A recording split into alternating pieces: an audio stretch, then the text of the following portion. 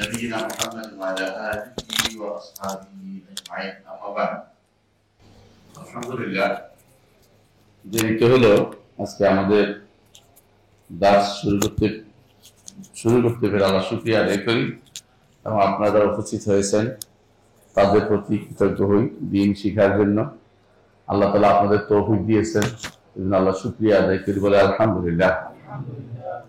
আলহামদুলিল্লাহ আমরা পড়ছিলাম আল্লাহ রাব্বুল ইজ্জতের জন্য তার আজমত প্রকাশকারী 40 হাদিস, আল্লাহর বরত্ব প্রকাশক 40 হাদিসের ব্যাখ্যা নিয়ে আমরা পড়ছিলাম। ইতিপূর্বে আমরা 2টা বা 3টা হাদিস পড়েছি, ইতিপূর্বে 2টা হাদিস পড়েছি। আজকে আমরা 3য় হাদিস পড়বো ইনশাআল্লাহ, 3 নম্বর হাদিস। রাসূলুল্লাহ সাল্লাল্লাহু আলাইহি ওয়াসাল্লাম এর হাদিসে আল্লাহ তাআলা সম্পর্কে বড়ত্বের যে ধারণা দেওয়া হয়েছে, আল্লাহর আজমতের, আল্লাহ যে কত বড় সেই ধারণাটা আল্লাহ তাআলা নিজে বর্ণনা করেছেন, তার নবীর মাধ্যমে আমাদেরকে জানিয়েছেন। মুহাম্মদ রাসূলুল্লাহ সাল্লাল্লাহু আলাইহি ওয়াসাল্লাম তিনি যা বলেন সবই হচ্ছে ওয়াহী। আল্লাহ তাআলা বলছেন ওয়া মা ইয়ানতিকু আন হাওয়া ইন হুয়া ইল্লা ওয়াহয়ুন ইউহা, তিনি যা বলেন কোনো প্রবৃত্তি থেকে বলেন না, যা বলেন সবই ওয়াহী থেকে বলেন। ইন হুয়া ইল্লা ওয়াহয়ুন ইউহা, তিনি যা বলেন সব ওয়াহী থেকে বলেন, অর্থাৎ আল্লাহ যা ওয়াহী করেছেন সেটাই শুধু বলেন। এই জন্য আল্লাহর পরিচয়, আল্লাহর জাতের পরিচয়, আল্লাহর আফআল কর্মকাণ্ডের পরিচয়, আল্লাহর নাম ও গুণের পরিচয়, এগুলি মুহাম্মদ রাসূলুল্লাহ সাল্লাল্লাহু আলাইহি ওয়াসাল্লাম যা দিয়েছেন সেটা আমাদের জন্য যথেষ্ট। কোরআনের পর আর আল্লাহ তাআলা কি তিনি পাবেন, কি অধিকার তিনি প্রাপ্ত হবেন, আল্লাহ তাআলা কি তিনি পাবেন, এই বিষয়টি আল্লাহ যা বলেছেন সেটার পরে মুহাম্মদ রাসূলুল্লাহ সাল্লাল্লাহু আলাইহি ওয়াসাল্লাম যা বলেছেন এর চেয়ে উত্তম কেউ আর বলতে পারবে না, মানে এর চেয়ে উত্তম সুন্দর করে বলতে পারবে না। তো সেই হিসাবে আমরা আল্লাহ তাআলার শুকরিয়া আদায় করি যিনি আমাদেরকে এখানে বসার তৌফিক দিয়েছেন। তার আজমত নিয়ে আলোচনা করতেছি। আর আমরা জানি যে আল্লাহর আজিম বা আজমত সম্পর্কে আলোচনা করা এটা ঈমানের দাবি, এবং এটার কারণেই, এটার একটা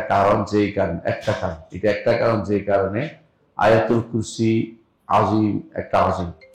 আরেকটা আজিম হচ্ছে সূরাতুল ফাতিহা। এই দুটাকে মিলে বলা হয় আজিমাতাইন।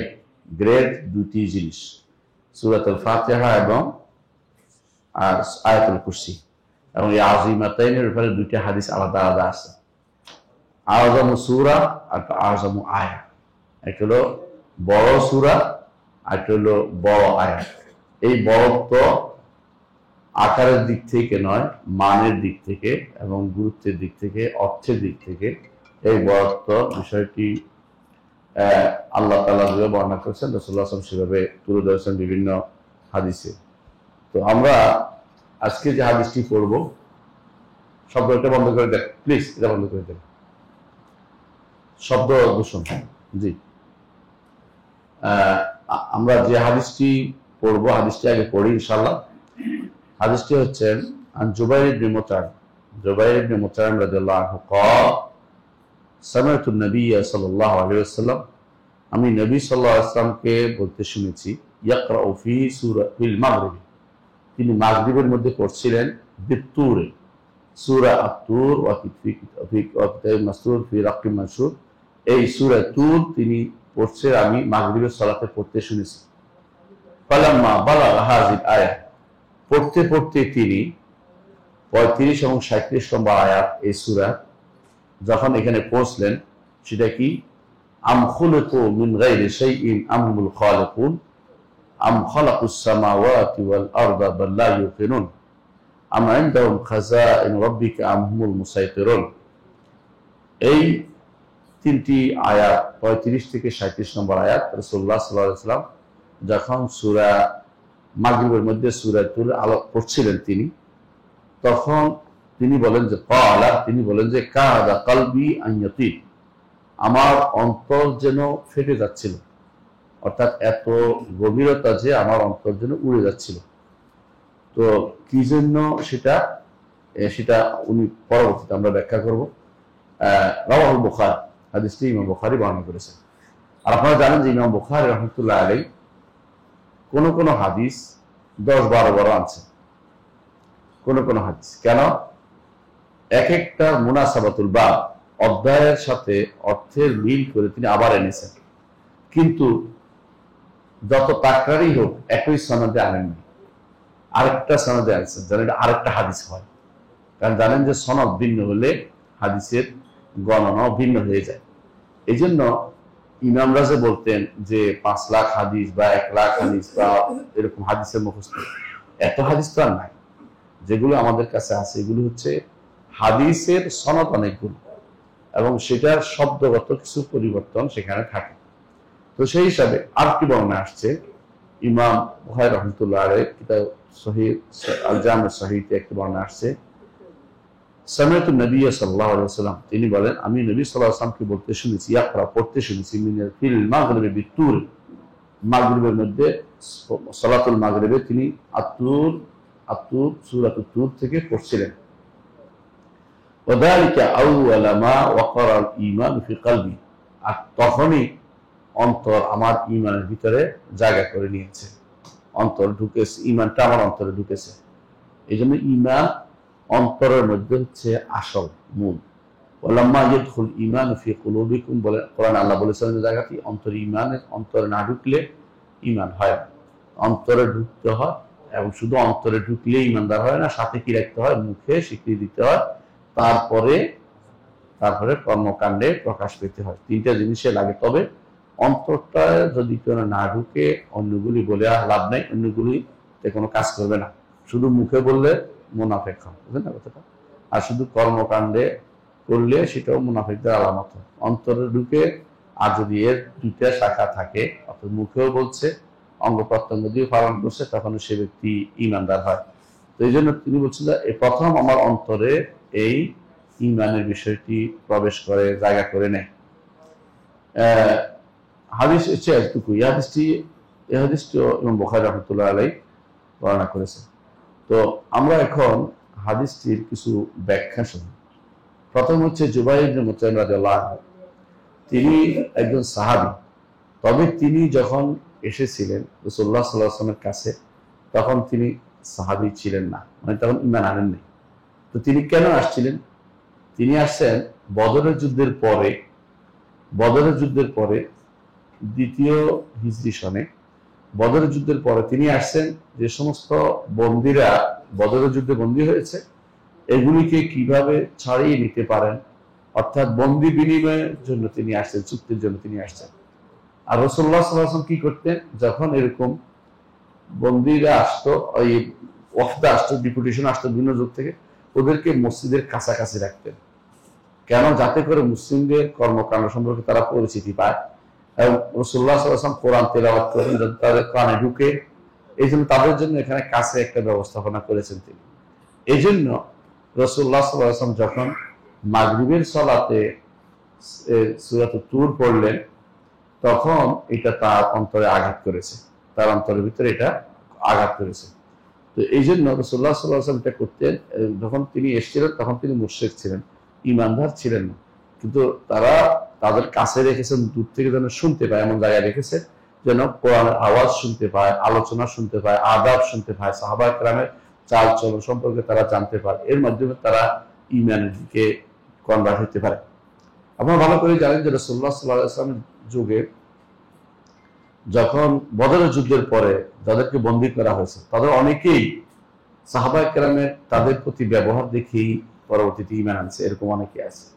এবং অনেকে বলছে তারা নিজেরা কষ্ট করে খেত, আমাদেরকে রুটি খাওয়াতো, তারা খেজুর খেয়ে থাকতো, তার এরকম কষ্ট করেছে। তো তারা আতিথেয়তা করেছে, একটা বন্দীকে, কাফের বন্দীকে তারা সর্বোচ্চ ব্যবহার দেখিয়েছে। এটার কারণে অনেকে ইসলাম গ্রহণ করছে। এমনকি একটা বর্ণনা আসছে যে আব্বাস রাদিয়াল্লাহু আনহু গায়ে কাপড় লাগছিল না, তো এই জন্য তখন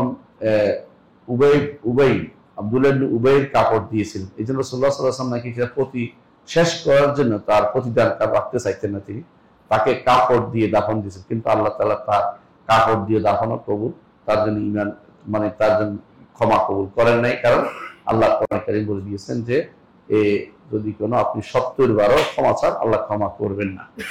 তো মোট কথা এটাই বোঝানোর উদ্দেশ্য যে ওরা কষ্ট করে চলেছে, কিন্তু এই তাদের ডেপুটেশন মেহমান যারা আসছে কাফের হতে পারে, কিন্তু তাদেরকে ইমানের দিকে ডাকার জন্য দাওয়াত একটা পদ্ধতি হিসেবে তারা সেটা বেছে নিয়েছে।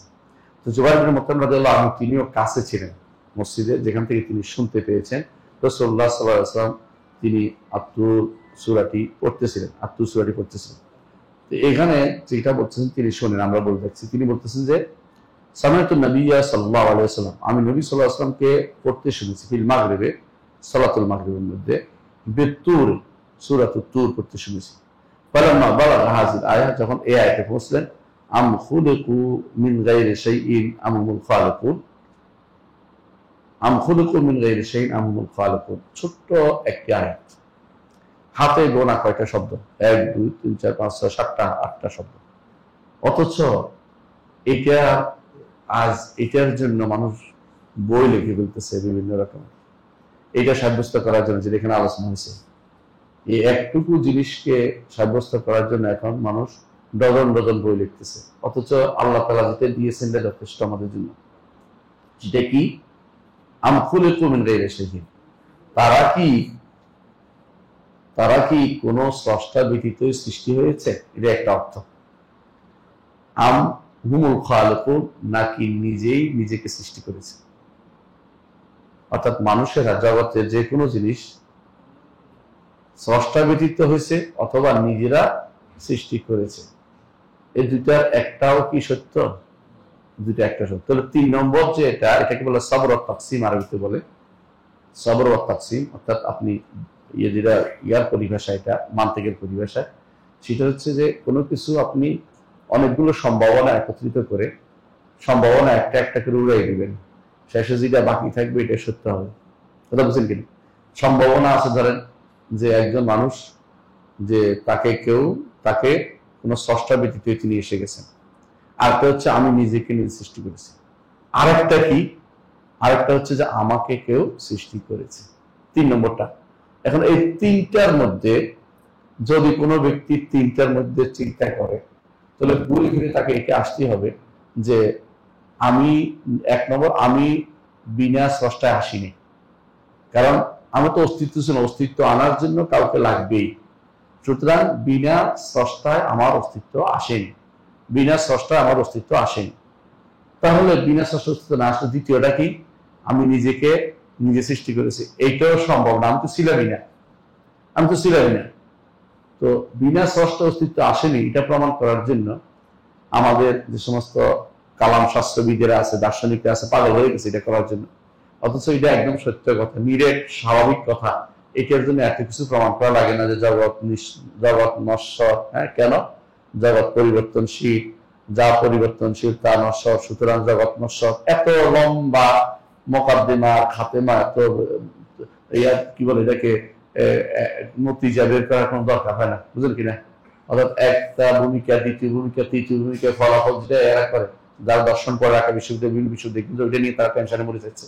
অথচ আল্লাহ সুন্দর করে একটা কথাই বলে দিলেন যে তুমি তো সৃষ্টি, এতে কোনো সন্দেহ নাই, কারণ তুমি নিজেকে নিজে সৃষ্টি করো নাই, আর তুমি স্রষ্টা ব্যতীত আসো নাই, তাহলে তোমার একজন স্রষ্টা অবশ্যই আছে। সহজ জিনিসটাকে যত পেঁচাবেন তত আরো পেঁচ বাড়বে, আরো এটার জন্য মানুষের ভুল বুঝাবুঝি বাড়বে। যে কোনো জিনিস, সহজ জিনিসটাকে বুঝাতে গেলে যদি দূরবর্তী জিনিস দিয়ে আসেন তার বিপদ হয়ে যায়, বুঝলেন? অন্ধকে যদি বলেন দুধ খাবি কি, যদি বলে দুধ কিসের মতো, দুধ হচ্ছে হাঁসের মতো, তো হাঁস কিরকম, তা হাঁস দিয়ে দেখাচ্ছেন হাত এত বড়। হ্যাঁ, এখন হাত দিয়ে অন্ধ কি বলবো, ওরে বাবা রে, এইটা আমার গলা দিয়ে ঢুকবে না, আমি সেটা দুধ খাবো না। দুধ তো ভালো ছিল, দুধ যদি সাদা বলছেন, সাদা কিসের মতো, হাঁসের মতো, তা আরো দূরে চলে গেছে। এই জন্য বড় ভুল হচ্ছে যারা তথাকথিত কালাম শাস্ত্রবিদ, তথাকথিত দর্শন শাস্ত্রবিদ, এদের বড় ভুল হচ্ছে এটা অনেক লম্বা লম্বা ভূমিকা দেয়। হ্যাঁ, এটাকে বলা হয় এই এক মোকাদ্দমা কুবরা, মোকাদ্দমা সোগরা, এখন নতিজা, এগুলো বের করে, প্রথম ভূমিকা, দ্বিতীয় ভূমিকা, তৃতীয়টা ফল, এই জাতীয় বের করার কোনো দরকার নেই। সহজ জিনিস, আমি যে সৃষ্ট, এতে কোনো সন্দেহ নেই। আমি যে সৃষ্ট, আমি যে সৃষ্টের প্রমাণ দুইটা মূলত। এক নম্বর হচ্ছে আমার অভাব আমি কোনোদিন পূরণ করতে পারি না, আমি ফকির।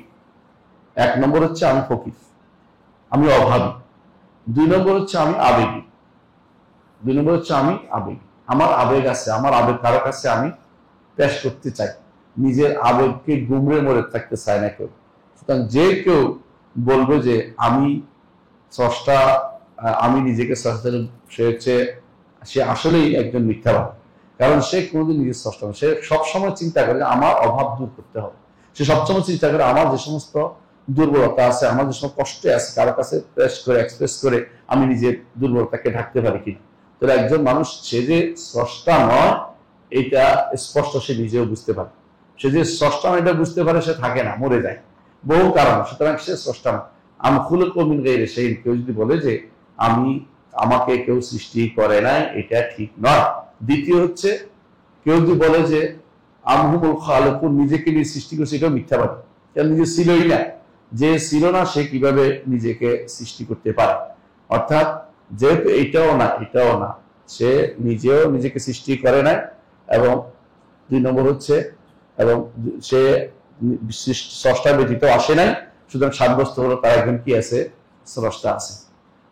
নাস্তিকরা এটাই বলবে, যদি কোনো সর্বোচ্চ তারা বলবে এগুলি মেটাফিজিক্স, এগুলি আমি আলোচনা করতে রাজি না। যে কোনো কিছু জানে না সেটা আলোচনা করতে রাজি না থাকে তাহলে সে অজ্ঞতা বোঝালো। কারণ বের করা হচ্ছে, যে কোনো সময়ে কোনো একটা জিনিসের কারণ বের করাটা হচ্ছে যোগ্যতা। মোবাইলটা কেন চলে না আর কি এটা বললে হবে না। মোবাইলটা কেন চলে না, ওই যে জানে মোবাইল ঠিক করতে, তার কাছে গিয়ে বলবো মোবাইলটা চলতেছে না, সে কারণ ধরে বলবো যে হ্যাঁ এটা ব্যাটারির সমস্যা, এটা অথবা এই সমস্যা ওই সমস্যা, সে বলতে পারে। যে জানে সে আপনার থেকে ভালো এই ব্যাপারে। তো যে ব্যক্তি আল্লাহ সম্পর্কে নিজে জানতে চেষ্টা করে না, তাকে আপনি আর কোনো কিছু দিয়ে সোজা করতে পারবেন না। তাকে আপনি যত রকমের যুক্তি দেন না কেন, সে শুনতেই চাইবে না, এটা স্বাভাবিক কথা। কিন্তু যে জ্ঞানী হতে চায়, যে দুনিয়ার বুকে সেই জ্ঞানী বিবেচিত হয় যে কোনো কিছু কারণ জানে। যে কারণ জানে না তাকে মানুষ বলে যে অজ্ঞ, মূর্খ, কিছু বুঝে না। বুঝে আসছে কথাটা? এই জন্য যখন এই জায়গাটা যখন তেলাওয়াত করছেন রাসূলুল্লাহ সাল্লাল্লাহু আলাইহি ওয়াসাল্লাম, তখন এই ব্যক্তি জুবাইর ইবনে মুতাইম রাদিয়াল্লাহু আনহু, তার কি হয়েছে, তার অন্তরের ভিতরে প্রভাব পড়েছে। হ্যাঁ, তিনি বললেন যে কাদা কলবি আন ইয়াতির, যেন আমার অন্তর বেরিয়ে যাচ্ছে। কারণ এই আয়াতগুলোতে এত তো উড়ে যাওয়া, উড়ে যাচ্ছে মানে উড়ে বেরিয়ে যাচ্ছে। কেন? আয়াতগুলো এত সত্য কথা বলছে, এত স্পষ্ট প্রমাণ দিচ্ছে আয়াতটা। এই আয়াতের পরে আর কোনো দলিল আমার প্রয়োজন হয় না যে আমার একজন স্রষ্টা আছে। জগতের বুকে স্রষ্টা আছে যারা বলে এরাই বেশি, স্রষ্টা নাই যারা বলে এদের সংখ্যায় কম। তো ওদের রাগ ডাক, ওদের খুব হাত ডাক বেশি, ওদের চিল্লাচিল্লি বেশি। বুঝলেন কিনা? মানে এই মজলিসে যদি কোনো ভালো মানুষ 10 জন থাকে, একজন যদি খারাপ থাকে, সে যে চিৎকার করবে, এটা অন্য 10 জনের অবস্থা ঢাকা পড়ে যাবে। কারণ যারা ভালো মানুষ তারা তো চিৎকার করবে না, যারা ডিস্টার্বকারী ওরা একজন হলেও কিন্তু, মানে এটাকে বলা হয় ডিস্টার্বিং এলিমেন্টস একটা হলেও কিন্তু বিশাল। হ্যাঁ, তো এই জন্য এদের চিৎকার বেশি, বলে না খালি কলস বেশি বেশি সাউন্ড করে আওয়াজ দেয়। তো সেই জন্য এরা কম হওয়ার পরে সবসময় কিন্তু বেশি বেশি দেখায়। এখনো নাস্তিক যারা আছে এরা আপনি বললে কমে পাবেন, কিন্তু তাদের প্রভাবটা মানুষের উপর বেশি, কারণ তারা খুব চেঁচামেচি করে। এর মূল কারণ কিন্তু দুইটা। এক নম্বর কারণ হচ্ছে নাস্তিক নিজে শান্তিতে নাই, নাস্তিক শান্তিতে নাই, সে নিজে অশান্তিতে আছে, সে চায় তার অশান্তি সারাদিনে করে দিতে। আর দুই নম্বর, সে যে নাস্তিকতা অবলম্বন করছে এইটা সে চায় যে প্রচার প্রসার করে দিতে। কারণ সে একটা মহাবিপদে আছে। এই জন্য দেখবেন যে ব্যক্তি রোগ হয়েছে সে চায় সবাইকে রোগ দিয়ে ভরাই দেবে। যাদের বিশেষ করে এই আগেকার দিন, কিছুদিন আগে পর্যন্ত এইডস এর কোনো চিকিৎসা ছিল, এইডস এর রোগী যদি কোনো মহিলা হয়, সে চাইবে সারা পৃথিবীকে এইডস দিয়ে ভরাই দেবে। কারণ আমি কেন রোগী হইলাম, সবাইকে রোগ দিয়ে দেবে। এই লোকগুলি এরকম, নাস্তিকরা নিজেরা নষ্ট সারাদিনে সরাইতে চায়। আপনাদের মনে আছে যে সজল রোশন নামক এক নাস্তিক আছে, নাস্তিকই বলবো আমাকে, কারণ কোরআন পড়ে হাদিস মানে তার নাস্তিকের চেয়ে কোনো অংশ কম না। সে কি করছে, তার উদ্দেশ্য ছিল এটা যে একটা কি করবে, একটা ডিবেট করবে। তো ডিবেট করলে এই তার বক্তব্যগুলি সারাদিনে ছড়িয়ে যাবে। এই জন্য সে কি করেছে, ডিবেট করেছে। আমাদের কিছু কিছু বোকা ভাইরা তার সাথে ডিবেট করতে গেছে। এই ডিবেট করাগুলি মানুষের জন্য ক্ষতিকর, কারণ আপনি সে তার অন্তরে যেটা আছে সেটা বলার সুযোগ পাচ্ছে না, গুমরে উঠতেছে। আপনি এটা যখন বের করে পুরো মাইক দিয়ে সারাদিনে করে দিলেন, এতে করে মানুষের ভিতরে কি হয়েছে, অন্যায়টা ছড়িয়ে পড়েছে। এই জন্য আমাদের সালাফরা এদেরকে কোনো সুযোগ দিতেন না। ইমাম মালিক হলে ওর পিঠে বের করে দিতে বলছে, কিন্তু বেরো কথা বলার অধিকার নাই। কিন্তু আপনি কি করেছেন, তার সাথে ডিবেটে গেছেন। ডিবেটে কেন যাবেন? আপনি কি মনে করেন যে আপনার কোনো অংশে সমস্যা আছে?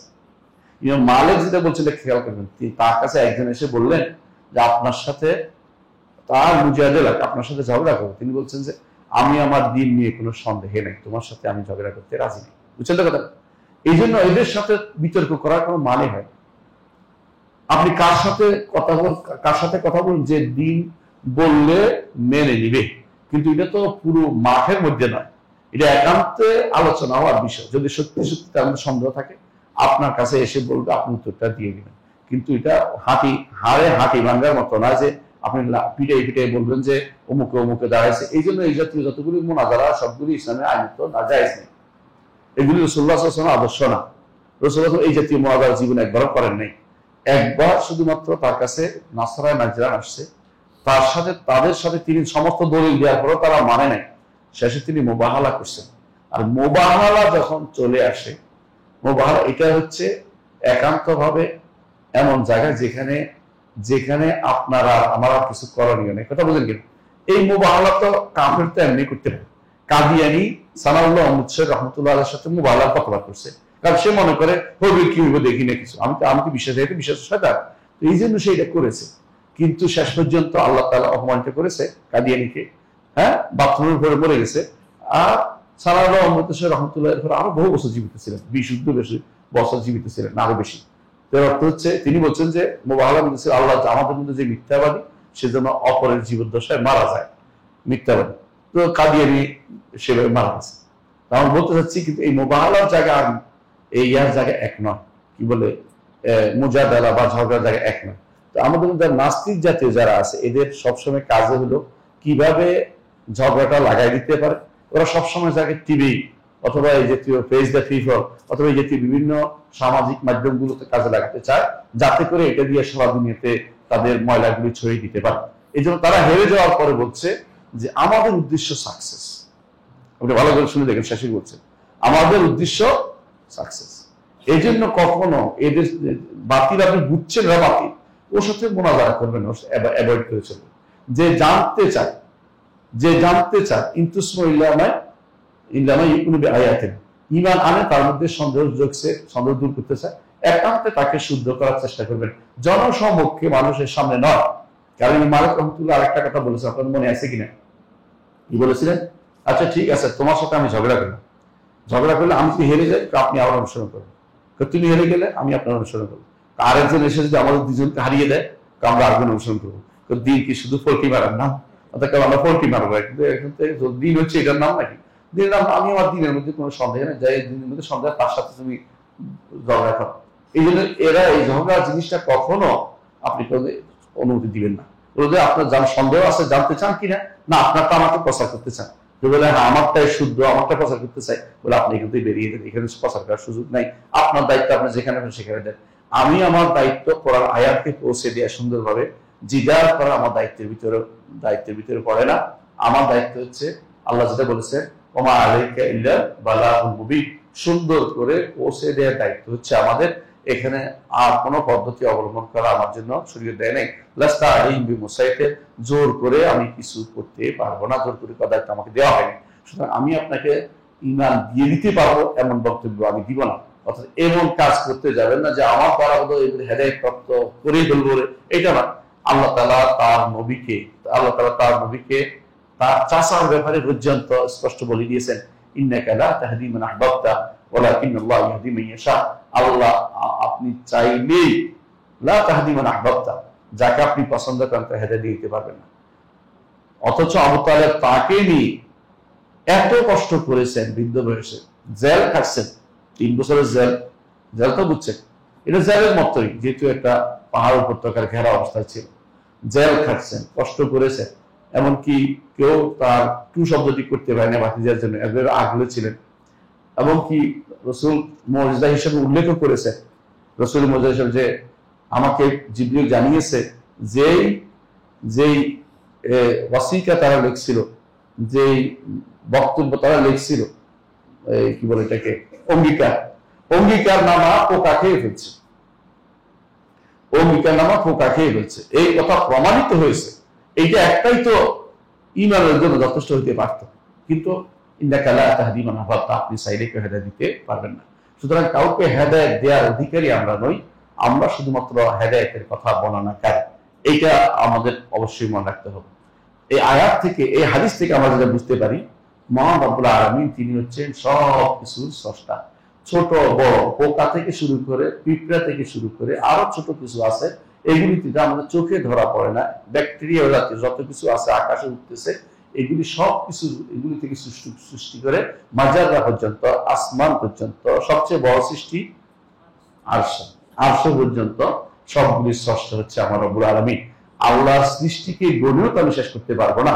আল্লাহর সৃষ্টি এখন পর্যন্ত মানুষ খুঁজে বের করতেছে, কেউ বের করতেছে সমুদ্র থেকে, কেউ বের করতেছে পাহাড় থেকে, পর্বত থেকে, কেউ বের করতেছে জঙ্গল থেকে।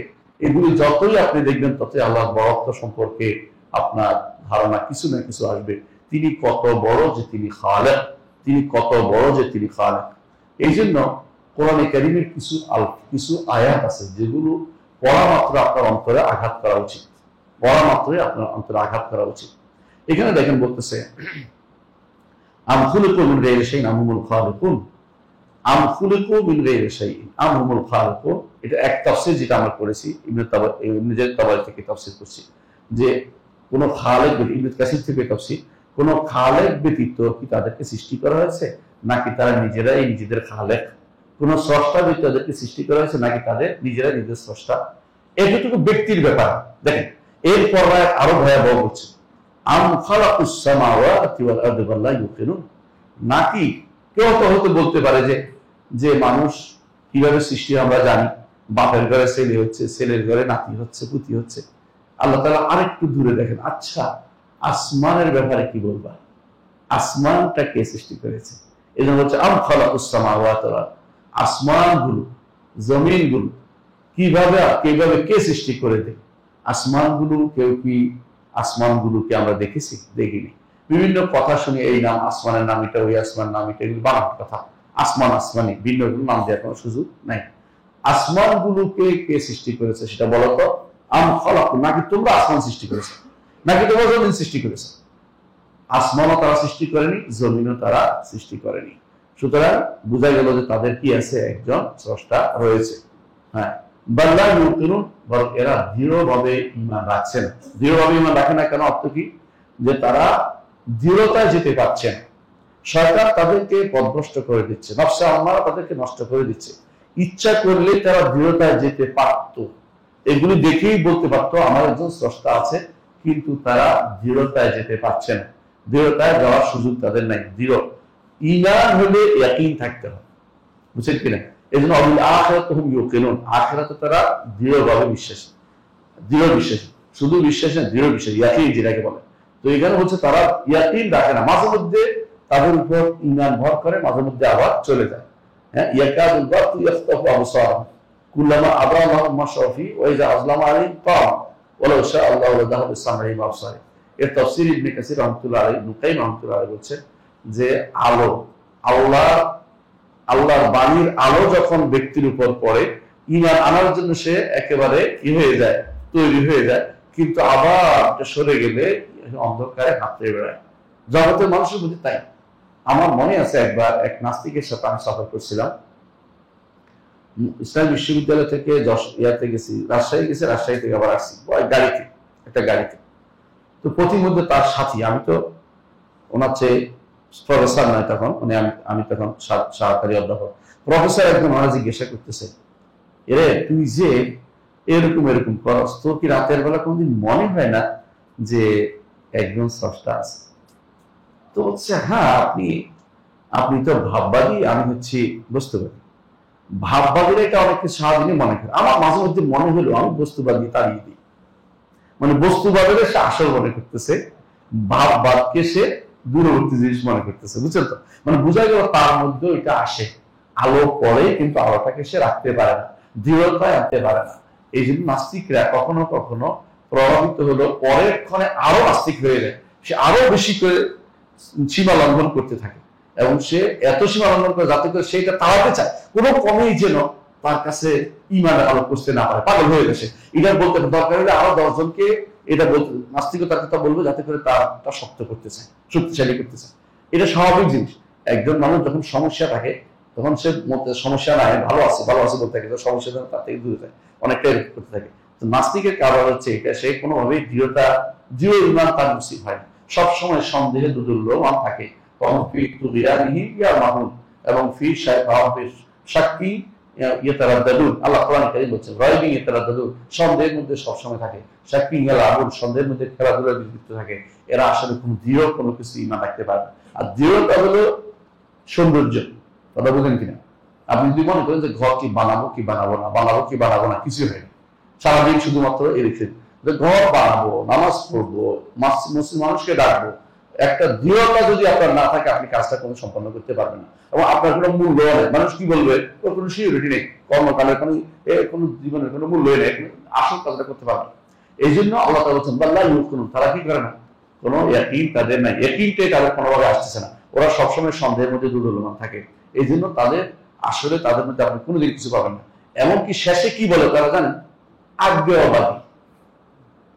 আমাদের ইউনিভার্সিটিতে একজন ছিল বাংলার প্রফেসর, দুইজনেই একটু আগে যে বলছে সেও বাংলার ছিল, সে সরাসরি নাস্তিক ঘোষণা দিচ্ছে। আর এর মাঝে মধ্যে আমি সাহাবক কানে বসতাম, মাঝে মধ্যে ওরা বলতাম যে আপনি তো মাশাআল্লাহ অনেক ভালো, এই যে আমি ওই ইমানের কথা বলতাম না, বলতাম যে এই যে ধরেন এই এত সুন্দর পৃথিবীর মধ্যে এই জিনিসগুলো আছে, এগুলো কি বলবো, এগুলো কি নিজে নিজে হয়ে গেছে? বলতে যে দেখেন আমি অনেক চিন্তা ভাবনা করে দেখেছি, এগুলি আমার কাছে এগুলো চিন্তা নেই, এগুলি চিন্তা মাঝে মধ্যে হয়। আমি আসলে আজ্ঞেয়বাদী, নিজের বলতেছে আজ্ঞেয়বাদী, বুঝছেন কিনা? আমি কিছু জানি না। আমাদের এখানে একজন আছে এরকম, হ্যাঁ এরকম একজন আছে, উপদেষ্টাদের মধ্যে একজন আছে, যে আজ্ঞেয়বাদী কিছুক্ষণ বলে বলবে তাহলে আমি কিছু বুঝতে পারলাম না, মানে কতক্ষণ ইমানের দিকে যায়, কতক্ষণ পুকুরের দিকে, এবং আমি কিছু বুঝতে পারলাম না, কারণ নাম বলিনি আমি। তাহলে বোঝা গেল যে এরকম কিছু দুষ্ট ফলানো থাকে সব জায়গাতে। এরা হা না মাঝখানে সবসময় বলবো যে আমি কোনো সিদ্ধান্ত দিতে পারছি না। তো সিদ্ধান্ত তুমি কি তোলে, তুমি যোগ্য ব্যক্তি না, বুঝলেন কিনা? সিদ্ধান্ত তুমি না দিলে তোমার বউ দিবে, তুমি তো যোগ্য, কোনো সিদ্ধান্ত দেওয়ার ক্ষমতাই তোমার নাই। যে ব্যক্তি সিদ্ধান্ত দিতে পারে তার কেউ কর্মে নিয়োগ দেয় না, কথা বুঝলেন কিনা? ইঞ্জিনিয়ার বলতে হয় যে আপনি এইভাবে দেন, উপরে এটা দেন, যদি বলেন যে আমি সিদ্ধান্ত দিতে পারতেছি না, তো তোমার কি জন্য রাখছি, হাওয়া দিতে রাখছি, আমার মাথায় দিতে রাখছি, আমার কি জন্য রাখছি তুমি? অর্থাৎ এরা ইয়াকিনের উপর কখনো থাকতে পারে না। এই জন্য আল্লাহ বলছেন বাল্লাহ ইউকিনুন, কোন তারা ইয়াকিনের উপর নাই। এরপর আল্লাহ তাআলা বলছেন আম ইনদাহুম খাযাইন রাব্বিকা আম হুমুল মুসাইতিরুন। এটা কেন বললেন একটু, আয়াত তো 3টা বলেছেন, আমরা বলেছি আম ইনদাহুম খাযাইন রাব্বিকা, তাদের কাছে কি আপনার রবের সমস্ত ভান্ডার তাদের কাছে দেয়া আছে, এটা একটা অর্থ। অর্থাৎ কেউ যদি বলে যে জগতের সবকিছু আমার হাতে, কারণ কি রব হওয়ার জন্য হয় স্রষ্টা হবে, নয় মালিক হবে, এটা বলছেন কিনা, অথবা পরিচালক হবে। তো 3টে এখানে উল্লেখ করেছেন। প্রথম হলো স্রষ্টা, খালেক না তার।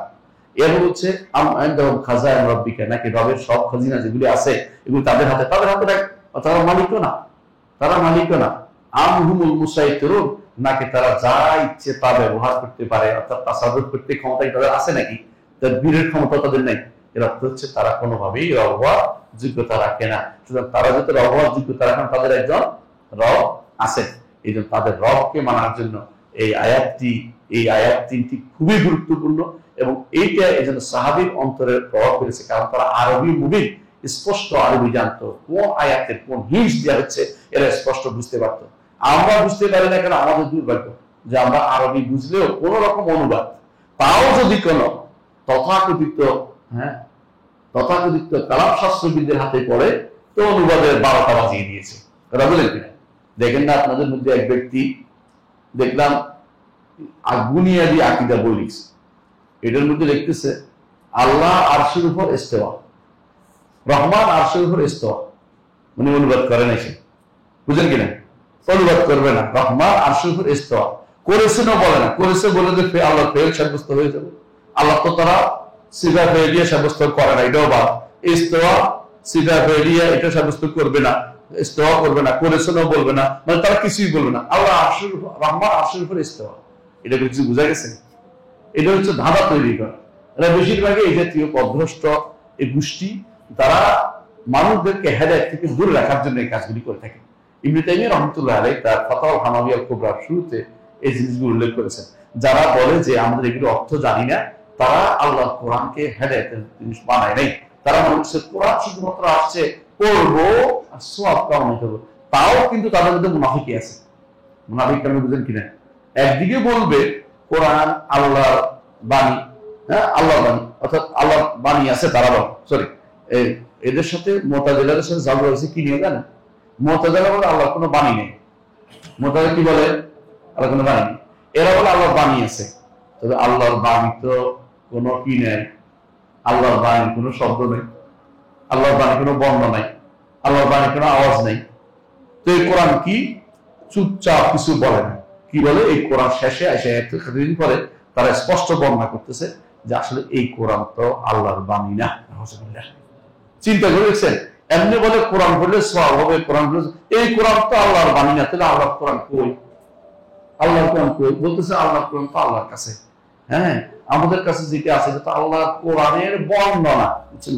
আপনার কাছে কেউ যদি একটা চিঠি দেয়, আর চিঠি গিয়ে আসে, আপনি বলেন আমার কাছে চিঠিতে এই জিনিস ছিল, বলতে বলতে চিঠি তো না, এটা চিঠির বর্ণনা, তারা এটা চলে। অথচ এই কোরআন আল্লাহর কাছ থেকে এসেছে।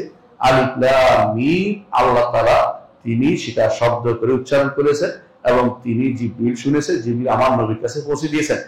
এদের মধ্যে কেউ কেউ মনে করে কোরআন ছিল লৌহ মাহফুজে, সেখান থেকে জিবরিল নিয়ে আসছে। আবার তাদের মধ্যে কেউ কেউ মনে করে কোরআন হচ্ছে বাইতুল ইজ্জাতে, প্রথম আসমানে, সেখান থেকে জিবরিল নিয়ে আসছে। দুইটাই তো ভুয়া কথা। কোরআন কোথায়? আল্লাহ তাআলার কাছ থেকে এসেছে। হ্যাঁ, দুইটার মধ্যে বাজেট করা ছিল। তাকদীর আর মুকাদ্দার যেটা হচ্ছে এটা এক জিনিস না, এক মানে একটা না, ভিন্ন জিনিস। ধরেন আল্লাহ তাআলা তাকদীর করেছেন যে আমি এখানে আজকে বসবো, তাই না? কিন্তু আমি আসছি এর পরে তো এটা হয়েছে। আল্লাহর কোরআন লৌহে মাহফুজে আছে, বাইতুল ইজ্জাতে আছে, কিন্তু আল্লাহ তাআলা কথা বলেছেন সেটা আমাদের কাছে আসছে। কথা বুঝে আসছে? তো দুইটাকে কেউ যদি মনে করে যে আল্লাহর বাণী আমাদের কাছে নাই, তাহলে ঈমান থাকবে? এরা এরকম বেঈমান হয়ে যাচ্ছে, কিন্তু তারা স্বীকার করে না। আবার তারা কোরআন পড়ার জন্য ব্যস্ত হবে। তো তাদের তোমরা তো আকীদা হচ্ছে যে এটা কোরআন না, তো পড়ো কেন? এটা সম্মান তোমরা করতে যাও, কারণ তোমরা তো কোরআন নাই বলতেছো। কিন্তু আসলে তারা দোদুল্যমানের মধ্যে আছে, ঈমানের মধ্যে তারা নাই। কথা বুঝেন কেন? কারণ যে ব্যক্তি কালাম শাস্ত্রের ভিতরে যে ব্যক্তি ঢুকছে, সে ব্যক্তি কোনদিন দিয়েও ঈমান নিয়ে আসতে পারবে না। কারণ কালাম শাস্ত্র উস্তাদ যারা ছিল, এরা কারা? দার্শনিকরা। তারাও কোনোদিন দৃঢ় ঈমানের অধিকারী ছিল না, তারা সবসময় দোদুল্যমান ছিল। এরাও সে একই পর্যায়ের মানুষ। তো যেটা বলছিলাম যে এই এরা কি করে, যখন এটা শুনছে সাহাবী, তখন কি বলেন? আমার অন্তর যেন উড়ে যাচ্ছিল। অন্তর উড়ে যাবে কেন? কারণ এত সত্য কথা, এত সত্য প্রমাণ, এরপর আমি কুফুরের উপর কেমন থাকি? আরবদের মধ্যে একটা জিনিস আছে, সেটা এই আয়াতের আরেকটা ব্যাখ্যা বললে বুঝবেন। আরবদের মধ্যে বেশিরভাগ মানুষই কিন্তু আল্লাহর ঈমান রাখতো, খালেক হিসেবে মানত। কিন্তু এই মানাটা ছিল সুরি, মানে স্বাভাবিকভাবে আল্লাহ খালেক, কিন্তু কর্মকাণ্ডের দিক থেকে তারা আল্লাহকেই যথেষ্ট মনে করতো না। তারা বুঝলেন কিনা? এবং তাদের মধ্যে কেউ বুঝছে আল্লাহ তো খালেক, ঠিক আছে, আল্লাহর কাছে কি আমি সরাসরি যেতে পারি? ওই কি লাগবে? হ্যাঁ, ওই লাত মানাত ওজা লাগবে। যেমন আমাদের দেশে কিছু মানুষ আছে, আমরা তো সরাসরি যেতে পারি, অলি আল্লাহদের ছাড়া আমরা তো আসলে আগাইতে পারতেছি না। অলি আল্লাহ আল্লাহ খাস বান্দা, তাদের দিকে তাকিয়ে আল্লাহ তাআলা দিবেন। হ্যাঁ, আরবের মুশরিকরা মনে করতো যে আল্লাহ মেয়েরা আল্লাহ খুব, হ্যাঁ, আল্লাহ খুব কি করে, খুবই কাছে নৈকট্য প্রাপ্ত। আল্লাহ মেয়ে ফেরেশতাদেরকে মেয়ে মনে করতো। আল্লাহ কোরআনে বলেছেন ওয়াজআলুল মালাইকাতাল্লাযীনা হুম ইবাদুর রহমানি ইনাতা আশহাদু খালকাহুম সাতুকতাবু শাহাদাতুহুম ইসআলুন। আল্লাহ বলছে তোমরা আল্লাহ ফেরেশতাদেরকে মেয়ে বানিয়েছো, তোমরা কি তাদের সৃষ্টি করতে দেখেছো? আমি তোমাদেরকে এটা লিখে বলবো, তোমাদেরকে প্রশ্ন করা হবে। তাদেরকে প্রশ্ন করা কেন? একদিন মিথ্যা কথা তারা করেছে। এই জন্য এরা যে এখন বেশিরভাগ মানুষই আরবের মুশরিকদের কথা বলছিলাম, তারা কি করতো, খালেক হিসেবে আল্লাহকে মানত, খালেক হওয়ার যে দাবি, রুবুবিয়তের যে খাসায়েস বৈশিষ্ট্য, এগুলি অনেকগুলি তারা মেনে নিত না। খালেক যদি আল্লাহকে মানতো, রব হিসেবে আল্লাহকে যদি মানতো, তাহলে আখিরাত মানতো। কারণ আখিরাত তৈরি করা কার কাজ? রবের কাজ। আখিরাত তৈরি করা কার কাজ? রবের কাজ, তাই না?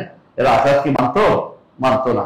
কেন মানতো না? তা বোঝা গেল যে আল্লাহকে রব তারা মৌখিকভাবে মানলো, রবের বৈশিষ্ট্যগুলো তারা মেনে নিত না, মেনে নিত না।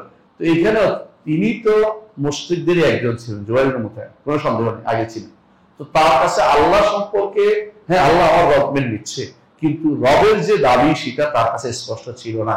যখন আয়াতটি যখন রাসূলুল্লাহ সাল্লাল্লাহু আলাইহি ওয়াসাল্লাম সূরা তুরে তেলাওয়াত করে শোনালেন, সূরা তুরে পড়লেন, তখন তারা কি করলেন, তিনি তার অন্তরের ভিতরে ঈমান ঢুকলো। এতদিন বোঝা গেছে যে আমি খালেকও বুঝি নাই, রবও বুঝিনি, এটা তিনি বুঝতে পারলেন যে তিনি বুঝেন নাই। এরপর তিনি ঈমানটাকে শক্ত করতে পারলেন। তো যেটা বললাম, আমরা একদম খাজান রব্বিকা আনহুমুল মুসাইতিরুন, যে তাদের এটা আলোচনা শেষ করেছি। তো এই হাদিস হলো এটা। হাদিসের মধ্যে আমি কয়েকটা জিনিস আলোচনা করতে চাই। এক নম্বর হচ্ছে, আমরা যে সমস্ত শিক্ষা পাই, একটা হচ্ছে মানুষের অন্তরে কোরআনের প্রভাব পড়ে। অনেক মানুষ আছে একটা আয়াত পড়ে ঈমান আছে, এই পর্যন্ত অনেক মানুষ কোরআন আয়াতের কারণে ঈমান আছে। আমার মনে পড়ে শেখ রিয়াদ মুসা মালিবারি রাহিমাহুল্লাহ, তিনি মারা গেছেন। তো তিনি মদিনাতে, তার কাছে আমি কিছুদিন পড়ার সুযোগ হয়েছিল। উনি হিন্দু ধর্মের খুব বিশেষজ্ঞ ছিলেন বড়। তো উনি যে জায়গাতে ইসলামের দাওয়াত দিতেন, আমি তাকে বললাম আপনি কি দিয়ে দাওয়াত দেন, আমরা সুযোগটা আমার জানা। বলতে সুবহানাল্লাহ, আমি তো আল্লাহ কোরআন তেলাওয়াত করে শুধু শোনাই, এবং তাদের কাছে ভালো লাগে, অর্থটা করে দেয়, তারা খুব আশ্চর্য হয়, খুব দ্রুত ঈমানের দিকে তারা চলে আসে। কিছু করি না, আমি কিছু দিতে পারি না, কলমও দিতে পারি না কাউকে। এমনকি আমরা কি করি, কয়েকজন ঈমান আনলে একজনকে তিনি ইমাম বানিয়ে আসেন, সূরা ফাতিহা শিক্ষা দিয়ে ঈমানকে করার জন্য তৈরি করে দিয়ে আসেন। আমি যেন প্রস্তাব কাউকে বলতো না, তিনি হাজার হাজার ইসলাম গ্রহণ করছে, কাউকে তিনি বলেন নাই হিন্দু থেকে।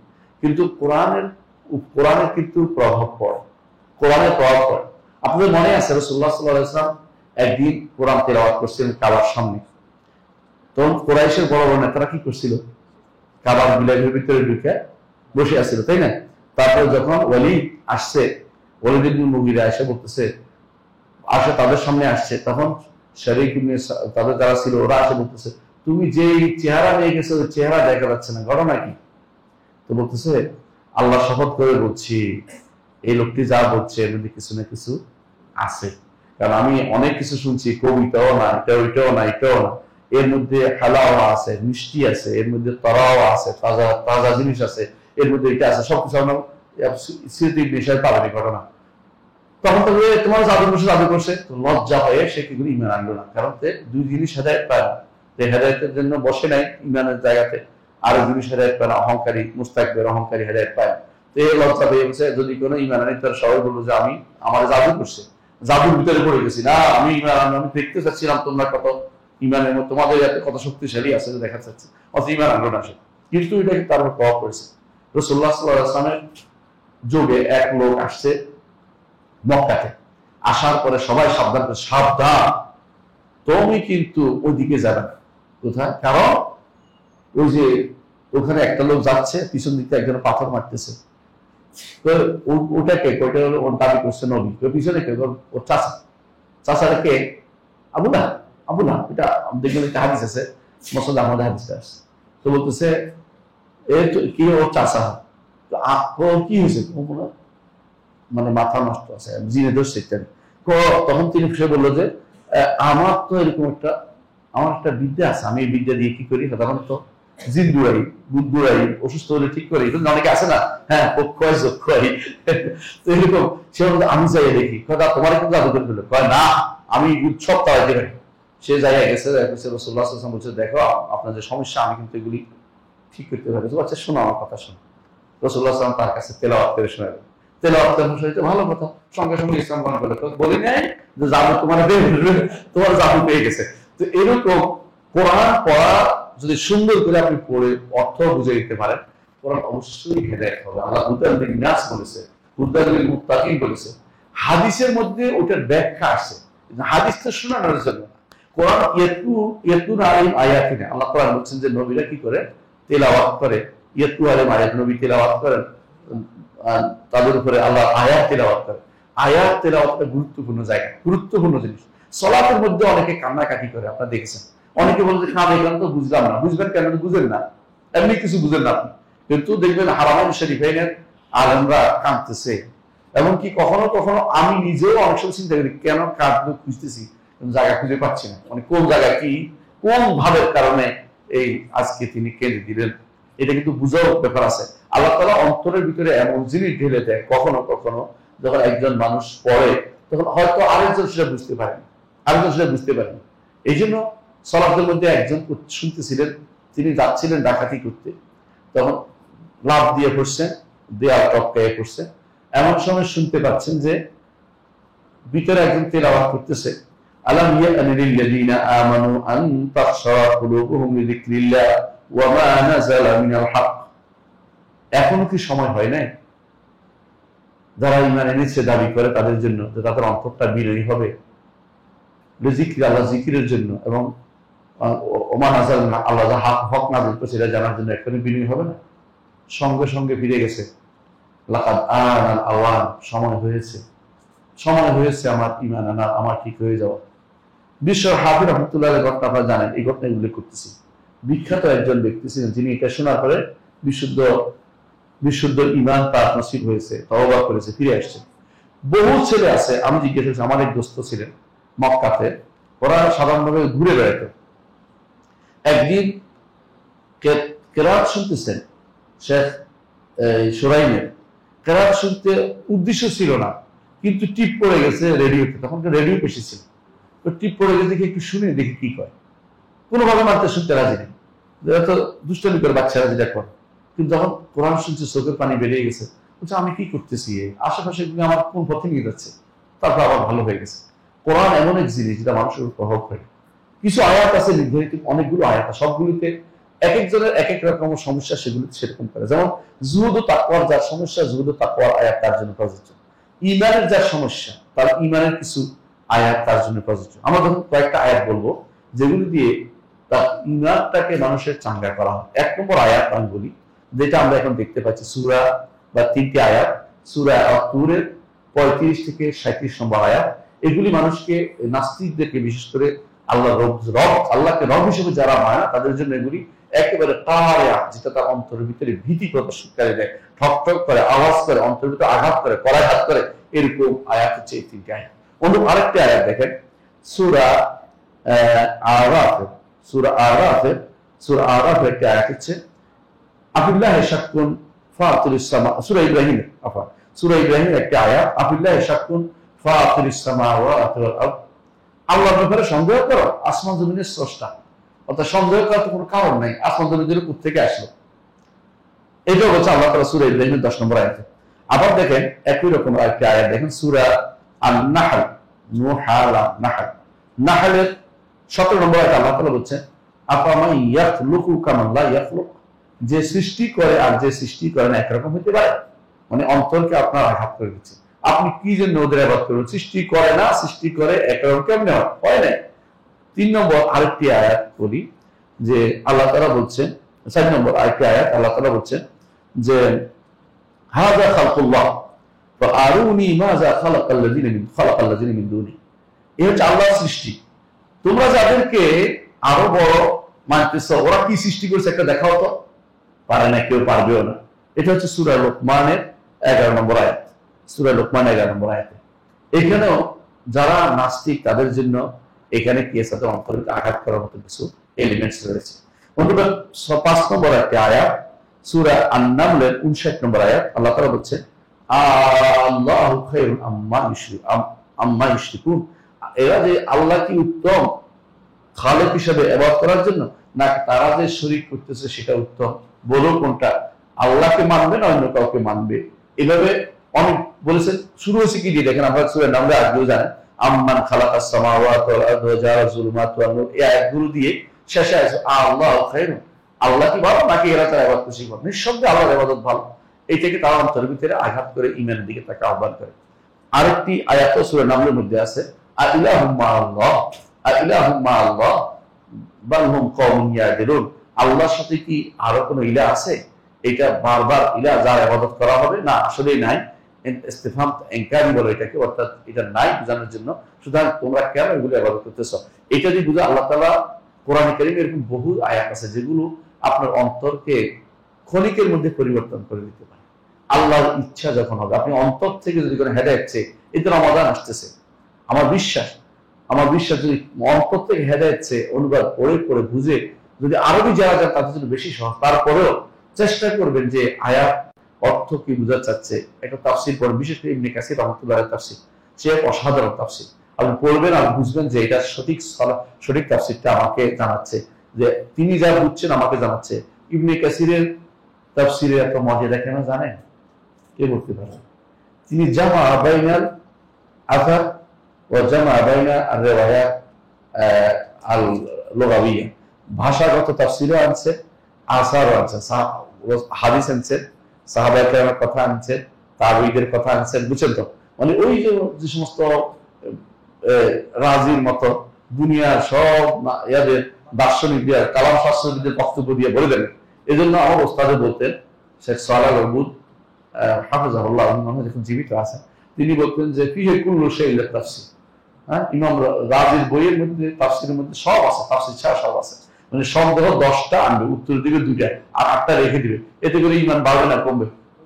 কমে যাবে। এই জন্য এই তাফসীরগুলি পড়া আমাদের উচিত না। আল্লাহর খাস রহমত যে আপনারা আড়াই পড়তে পারেন, ওইগুলি দিয়ে অনেকে আপনাদের বিভ্রান্ত করতো, কথা বুঝলেন? ইমাম ইবনে কাসির রাহমাতুল্লাহ আলাইহি এই তাফসীরটি আমাদের জন্য খুবই জরুরি। এটা পড়বেন, এটা তাফসীর পড়লে রমাদান মাসে অন্তত এটা নেবেন। কেন? যে কোনো একটা আয়াত আপনার হেদায়েতের কারণ হতে পারে, কেউ জানে না কখন তার হেদায়েতের কারণ হবে। এই জন্য আমাদের মনে আছে একবার শেখ আব্দুল্লাহ বুনাইমা হাফিজাহুল্লাহ, আমার উস্তাদ, যে তিনি একদিন আমাদের 2 নম্বর শাখানে আসছেন, যেখানে রমজান মাসে আসে, বললেন যে এমন কোন আয়াত কি তোমাদের এই মাসের মধ্যে আসে নাই তোমাদের অন্তরে, যা তোমাদের মনটাকে পরিবর্তন করে দিবে? অর্থাৎ কোরআন পড়েন, কিন্তু ভালো কথা, কিন্তু কোরআন পড়ার সাথে 2-1টা আয়াত অন্তত বুঝার চেষ্টা আপনার যেন থাকে, যে হয়তো এই আয়াতের কারণে আল্লাহ আমার হেদায়েতটা এই বছর দিয়ে দিবেন। কারণ কোনো একটা আয়াত আপনার জন্য দেখবেন যে এই একটা বছরের জন্য একটা খোরাক হয়ে গেছে। এইটা কিন্তু খুবই জরুরি। তো যেটা বললাম যে অন্তরকে পরিবর্তনকারী অনেক কিছুই কোরআনের মধ্যে আছে, এগুলিকে আমাদেরকে বুঝে নিতে হবে। এটা আমাদের 1 নম্বর শিক্ষা পেলাম। দ্বিতীয় শিক্ষা হচ্ছে যে নাস্তিকতা কোনো সুস্থ বিবেক থেকে আসে না। নাস্তিকতা অসুস্থ বিবেকের জিনিস। সুস্থ বিবেক কখনো নাস্তিক বানায় না। ইবনে তাইমিয়া রাহমাতুল্লাহ আলাইহি এই জন্য একটা গ্রন্থ লিখেছে, আকল এবং নকলের মধ্যে কোনো বিরোধ নাই। অর্থাৎ মানুষ কোরআন হাদিস এবং মানুষের সুস্থ বিবেকের সাথে কোনো বিরোধ হতে পারে না। এটার আরেক নাম দিয়েছেন তিনি মুওয়াফাকাতুল সহিহিল মানকুল লিসহিহিল মাকুল, অর্থাৎ যেটা স্পষ্ট বিবেক, যার মধ্যে সন্দেহ দুদুল্যমান ঘুরপাক খাচ্ছে না, শুদ্ধ বিবেক, এইটার সাথে বিশুদ্ধ হাদিসের এবং কোরআন কারীমের সাথে কোনো বিরোধ কিয়ামত পর্যন্ত হবে না। এটা যারা বিরোধ তৈরি করে তারা মিথ্যা ছাড়া কিছুই না। এই জন্য এটা মনে রাখতে হবে, নাস্তিকতা কোনো জ্ঞানের নাম নয়, নাস্তিকতা একটা রোগের নাম। দুর্ভাগ্যবশত এখন নাস্তিকতা বা রোগকে লালন করা হয়, যেমনি LGBTQ লালন করা হয় এবং রোগ লালন করা হয়, এবং রোগটাকে প্রশ্রয় দেওয়া হচ্ছে। নিয়ম হচ্ছে রোগটাকে প্রশ্রয় না দিয়ে রোগটাকে কেটে ফেলে দিতে হয়। আমার কোথাও ক্যান্সার হলে এটা রেখে দিতে হয় না, কারণ এটা সরাসরি হয়ে যাবে। ডাক্তার এখন বলে যত তাড়াতাড়ি সম্ভব কেটে ফেলো, না তুমি শেষ। তো আপনি এগুলিকে আপনি না রেখে এগুলিকে যত তাড়াতাড়ি সম্ভব এগুলিকে উপশম করার চেষ্টা করবেন, না হলে ওই অংশ থাকার উপযুক্ত না। এটাকে বলা হয় মোরতাদ। এটা কি বলা হয়? মোরতাদ। আর মোরতাদের শাস্তি রাষ্ট্র প্রদান কর্তৃক দেওয়ার নিয়ম হচ্ছে কি দিবে? মৃত্যুদণ্ড দিবে। কথা বুঝতে পারছি? মৃত্যুদণ্ড দিবে। এমনকি কেউ যদি কোনো দিন নিয়ে কটাক্ষ করে, সে কাফের হলেও তার জন্য মৃত্যুদণ্ড আইন কার্যকর। রাসূলুল্লাহ সাল্লাল্লাহু আলাইহি ওয়াসাল্লাম মক্কা বিজয় করে কয়েকজনকে মৃত্যুদণ্ড দিয়েছে, বলেছে কাবার গিলাফ ধরে দেখলেও মেরে ফেলবা, কয়েকজনকে বলেছে। এবং রাসূলুল্লাহ সাল্লাল্লাহু আলাইহি ওয়াসাল্লাম এরকম ইহুদিকেও যে গালি দিত বারবার, তাকেও কিন্তু মৃত্যুদণ্ড তার ঘোষিত হয়ে গেছে। কার্যকরের পদ্ধতি ছিল শুধুমাত্র তিনি লোক পাঠিয়ে কার্যকর করেছেন। কোনটা ওই যে আব্দুল্লাহ ইবনে আল হুকাইক এবং কাব ইবনে আশরাফকে মারা গেল না, কারণ তারা রাসূলের বিরুদ্ধে ষড়যন্ত্র করেছে এবং তারা মৃত্যুদণ্ডের হকদার হয়েছে। এই জন্য সেটা কার্যকর করার পদ্ধতি হচ্ছে ওইটা। এটার জন্য যেন নাস্তিকরা আবার না বলে যে রসুল তো গোপনে মারছে, না, গোপন না, এটা কার্যকর পদ্ধতি ছিল, এটা মাত্র আর কোনো কিছু নয়। নইলে ইহুদিরা কি এমনি ছেড়ে দিত? তারাও জানে যে এই লোক বড় বেয়ারা, তার বাঁচানোর কোনো ক্ষমতা আমাদের হাতেও নয়, আমরা চেষ্টা করব না, কারণ সে যা করেছে তার মৃত্যুদণ্ডই একমাত্র তার তার তার শাস্তি। 3 নম্বর শিক্ষা হচ্ছে, আমরা সাধারণত কি জানি, একটা জিনিস জানি যে মাগরিবের সালাতে কোন সূরা পড়তে হয়। শোনেন, কোরআনে কারীম পুরোটাই তো আল্লাহ কোরআন বলছে, কোরআনে কারীম আল্লাহ তাআলা বলছেন যে ফাকরাউ মা তায়াসসারা মিনাল কোরআন, কোরআন থেকে যেখান থেকে সেখান থেকে পড়তেই পারে। কিন্তু আলেমরা সাধারণত বলে থাকে বিভিন্ন হাদিসের কারণে যে সালাতের মধ্যে কিছু হবে তেওয়াল মুফাসসাল, তেওয়াল মানে লম্বা, কিছু হচ্ছে ওয়াসাত মুফাসসাল মধ্যম, কিছু হচ্ছে ছোট মুফাসসাল। মুফাসসাল বলা হয় ছোট ছোট আয়াতগুলোকে, লম্বা আয়াত হচ্ছে যেমন সূরা বাকারার লম্বা আয়াত আছে, লম্বা আছে না, আয়াত আছে।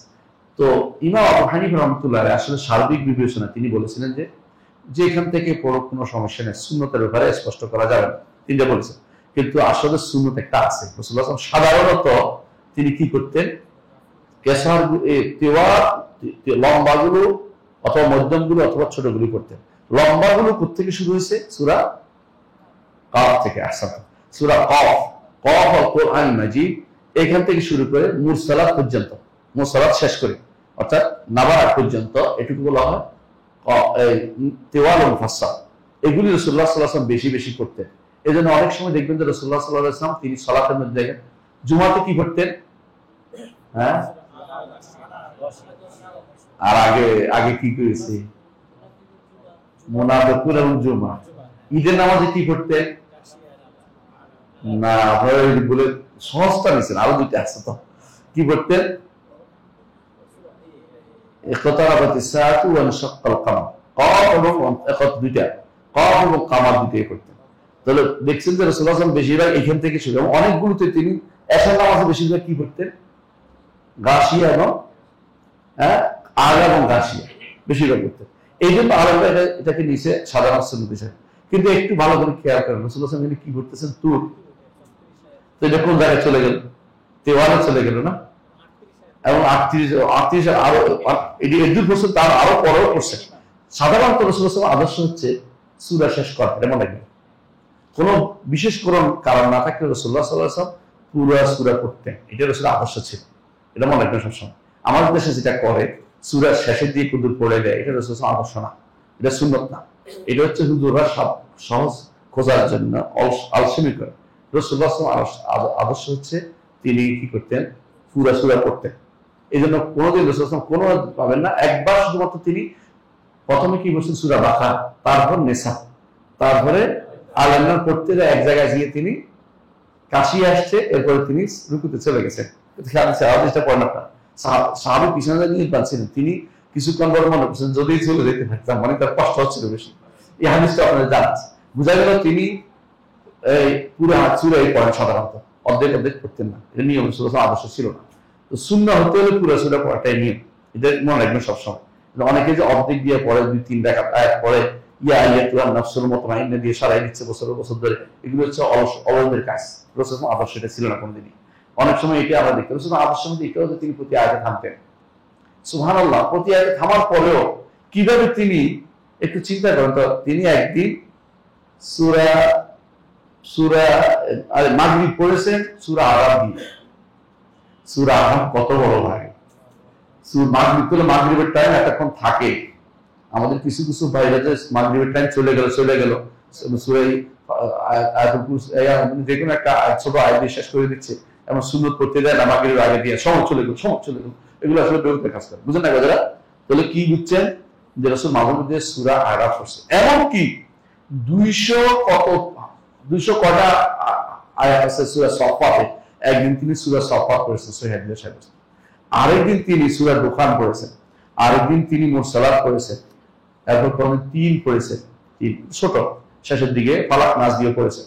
তো বোঝা গেল যে রাসূল বৈচিত্র্য করতেন কেরাতের মধ্যে, একই রকম কেরাত সবসময় করতেন না। যেহেতু আপনাদের মধ্যে অনেকে হাফেজ থাকবেন, সেহেতু যদি হাফেজ থাকেন চেষ্টা করবেন বৈচিত্র্য করতে, কারণ কোরআন তো পুরোটাই পড়া উচিত। আল্লাহর বাণী একখান থেকে শুধু সবসময় পড়া এটা উচিত না, সবসময় পড়া উচিত, এটা আমাদের খেয়াল রাখতে হবে। তাহলে বোঝা গেল যে যদিও সাধারণ নিয়ম হচ্ছে কেসার মুফাসসাল পড়া। কেসার মুফাসসাল হচ্ছে কোনটা? ওয়াদহা থেকে নাস পর্যন্ত, এটা সাধারণত মাগরিবে পড়া নিয়ম, কিন্তু কখনো কখনো ভিন্নটাও পড়াও নিয়ম। আমার মনে আছে একদিন আমি এখানে ইমামতি করছিলাম, বুঝছেন কিনা, তো পিছনে যিনি আরো বড় ইমাম ছিলেন তিনি পরে দৌড় ধরতেছেন, আপনি মাগরিবের নামাজে এত বড় সূরা পড়লেন। আমি বড় সূরা পড়িনি, আমি শুধু সূরা ইনফিতার পড়েছি। ইনফিতার তো ছোট, বেশি বড় না, ইনফিতার পড়েছি। ওনার কাছে পছন্দ হয় না যে কেসার মুফাসসাল করতে হবে, তো আমি তর্ক করিনি। ঠিক আছে, আপনি যেদিন পড়াবেন কেসার মুফাসসাল দিয়ে পড়াবেন, বিদায় করে চলে আসে। কারণ মানুষের তর্ক করে পারা যায় না, মনে করবে সে বেশি যায়। কিন্তু দেখেন রাসূলুল্লাহ সাল্লাল্লাহু আলাইহি ওয়াসাল্লাম কিন্তু তিনি মুরসালাত দিয়ে করছেন। মুরসালাত হচ্ছে 2 পৃষ্ঠা, 1.5 পৃষ্ঠা প্রায়। এই পৃষ্ঠা শুরু হয়েছে, ওই পৃষ্ঠা শেষ হয়েছে। মানে আমি হ্যাফেজ পৃষ্ঠা থেকে বলতেছি, আমি জানি না মানে কার কথা মনে আছে।